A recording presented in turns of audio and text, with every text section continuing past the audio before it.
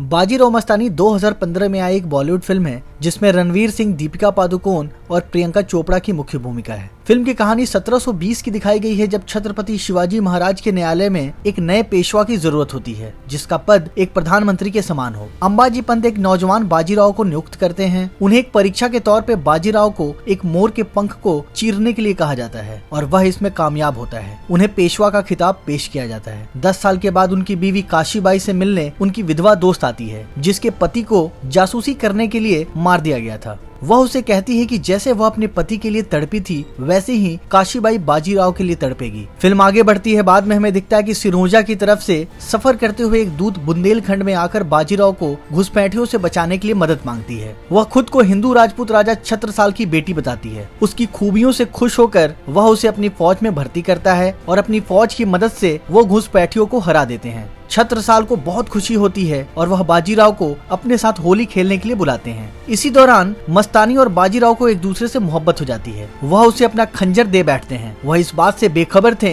कि यह राजपूतों में शादी की निशानी मानी जाती है। बाद में हम देखते हैं कि पुणे के घर पर काशीबाई बाजीराव का स्वागत करती है। वह उन्हें अपना नया बनाया हुआ शनिवार वाड़ा दिखाती है और साथ ही आईना महल भी दिखाती है जिससे शनिवाड़ा के हॉल में क्या हो रहा है वह अपने कमरे में बैठकर भी देख सकती थी। इधर अपनी मोहब्बत को कायम रखने के लिए मस्तानी बाजीराव का पुणे तक पीछा करते हुए पहुंच जाती है, लेकिन बाजीराव की माँ उसके साथ बुरा सलूक करती है। उसे वह नर्तकियों के बीच में रखवाती है और उसे बहू मानने से इनकार करती है। मस्तानी यह सब सहती है और बाजीराव से नाखुश रहती है। बाजीराव मस्तानी के साथ रिश्ता रखने से इनकार करता है, यह कहते हुए कि वह पहले से ही शादीशुदा है और वह कभी भी उसका नहीं हो सकता है। वह उसे बताता है कि उसके दरबार में कभी भी उसे अपनाया नहीं जाएगा। मस्तानी इस बात को कबूल करती है और उसकी दूसरी बीवी बनने के लिए तैयार हो जाती है। मराठा दिल्ली पर हमला करने के लिए तैयार होते हैं क्योंकि दिल्ली अब मुस्लिम राज्य की राजधानी है। बाद में हमें दिखता है कि उन्हें सबसे पहले यह निश्चय करना पड़ता है कि हैदराबाद का शहंशाह निजाम उन पर हमला नहीं करेंगे। बाजीराव फिर निजाम कमरुद्दीन का सामना करते हैं और कामयाब भी होते हैं। हम आगे देखते हैं कि आईना महल से काशीबाई बाजीराव और उसकी दूसरी बीवी मस्तानी को गले मिलते हुए देख लेती है। वो अपने माँ के घर पे चली जाती है जहाँ पे उसका बेटा पैदा होता है जिसका नाम रघुनाथ रखा जाता है। इधर मस्तानी का बेटा भी पैदा होता है जिसका नाम कृष्ण राव रखा जाता है, लेकिन ब्राह्मण पंडित उसका नामकरण करने के लिए इनकार कर देते हैं। फिर बाजीराव गुस्सा होकर उसका नाम शमशेर बहादुर रखते हैं और कहते हैं उसकी परवरिश भी मुसलमान के मजहब के हिसाब से ही होगी। कुछ साल के बाद काशीबाई और बाजीराव का बड़ा बेटा बालाजी बाजीराव, जिसे नाना साहब भी कहा जाता है, सतारा से लौट कर आता है और मस्तानी की तरफ अपनी नफरत दिखाता है क्योंकि उसी की वजह से उसकी माँ की शादी टूट गई थी। काशीबाई को एक षड्यंत्र से पता चलता है कि मस्तानी और उसके बेटे को गणेश महोत्सव के दिन मार दिया जाएगा। यह बात बाजीराव को भी पता चलता है और बाद में वह उन्हें बचा लेता है। मस्तानी को सुरक्षित रखने के लिए वह उसके लिए एक बंगला बनवा देता है। हम आगे देखते हैं कि बाजीराव फिर जंग के मैदान में चले जाते हैं और जाने से पहले वो काशीबाई से मिलते हैं क्योंकि परंपरा के हिसाब से पहली बीवी अपने पति को लड़ाई के मैदान में जाते हुए देख सकती थी। आंसू से घिरी हुई काशीबाई उन्हें बताती है कि उन्होंने उनका दिल तोड़ दिया है और उन्होंने जो भी किया उनको इस बात पे गर्व होता है क्योंकि उनकी मोहब्बत की तुलना कृष्ण और रुक्मणी से किया जाता है। वह उन्हें वापस अपने कक्ष में आने के लिए मना करती है और फिर आंसू भरे आंखों से बाजीराव अपने किए की माफी मांगते हैं। जब बाजीराव जंग के लिए निकल जाते हैं तो उनकी माँ और नाना साहब मस्तानी और उसके बेटे को कैद कर लेते हैं। जब बाजीराव को यह बात पता चलता है तो वह जंग में नासिर के फौज को अकेले ही हरा देते हैं, लेकिन लड़ाई में वो काफी जख्मी हो जाते हैं।